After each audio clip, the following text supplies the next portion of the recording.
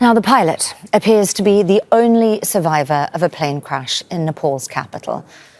The aircraft crashed during takeoff in Kathmandu, killing at least 18 other people on board. Media are reporting that the plane skidded off the runway before then bursting into flames. Rescuers put out the blaze. It crashed just before lunchtime on Wednesday. We understand it was headed to Pokhara city in central Nepal. Well, we can bring in Koshraj Koirala. He's the editor of the English language publication Republica Daily. He joins us now from the Nepalese capital, Kathmandu. Kosh, can you talk us through what exactly happened here? It's obviously very much a developing story.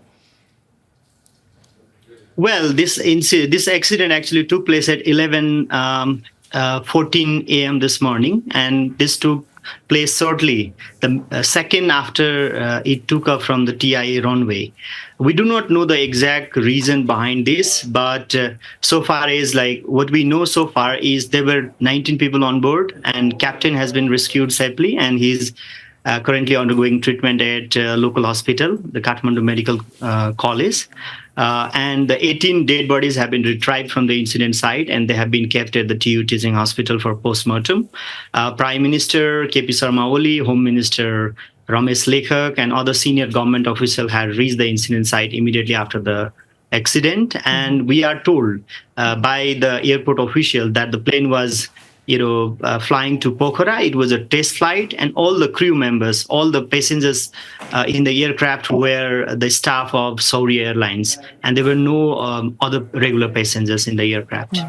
There have been issues in Nepal when it comes to poor aviation safety records. I understand there's been a bit of a boom in terms of air transport there, especially with a rise in tourism in recent years. Has there been sufficient maintenance, sufficient training to keep up with that?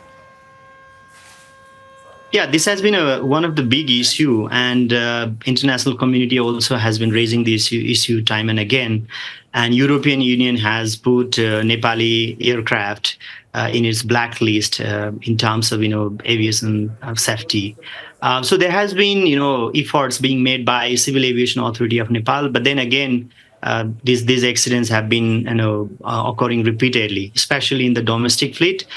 There have been accident time and again, and this has become one of the big issue. And we media people also have been raising this issue because this is likely to affect our tourism business as well.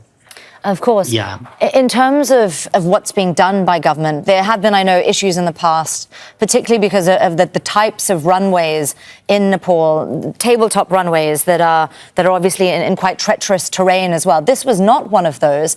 So will there be an investigation? Will there be accountability? Yeah, maybe. The government official they have said that they will form a probe committee. But as you rightly mentioned, yeah, we do have difficult terrain, and some of the accidents are, attributed to difficult terrain and weather condition. But this particular accident was not of any of that kind.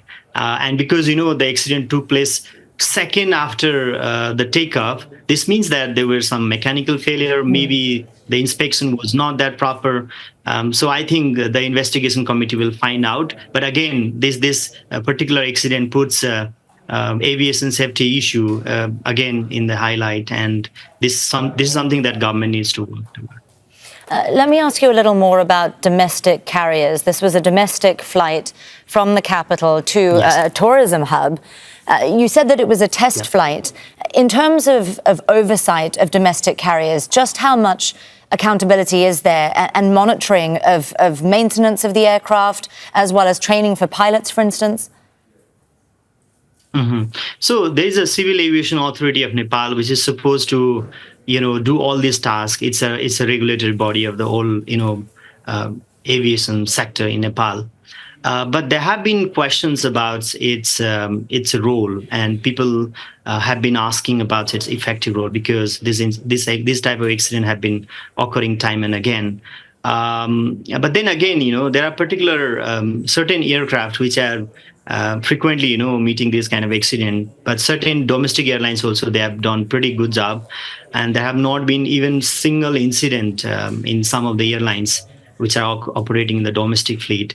So it is again the responsibility of both, the aircraft carriers, the service those who are providing this service, and also the monitoring this regulatory bodies. I think both these parties need to work together.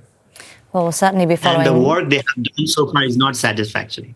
Indeed, Right. certainly lots of questions being asked about exactly what's happened here. We'll be following this story closely for you here on Al Jazeera.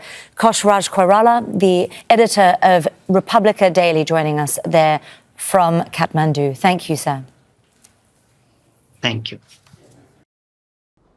Make sure to subscribe to our channel to get the latest news from Al Jazeera.